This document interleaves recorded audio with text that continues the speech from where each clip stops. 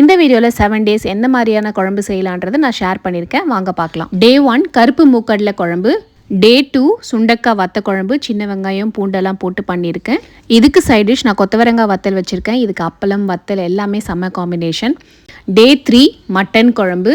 சில பேருக்கு கண்டினியூஸாக வெஜ்ஜே கொடுத்தா போர் அடிக்கும். அந்த மாதிரி இருக்கும்போது சிக்கனோ மட்டனோ போட்டு குழம்பு பண்ணால் சாட்டிஸ்ஃபைங்காக சாப்பிடுவாங்க.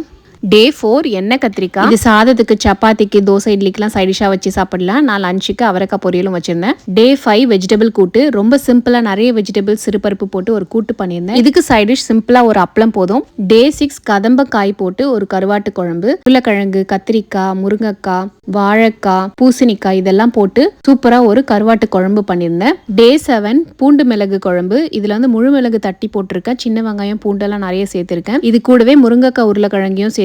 இப்ப இருக்க கிளைமேட்டுக்கு இந்த மாதிரி குழம்பு செஞ்சா கோல்டு வராம இருக்கும். இந்த ரெசிபிஸ்லாம் நம்ம சேனல்ல ஆல்ரெடி அப்லோட் பண்ணியிருக்கேன்.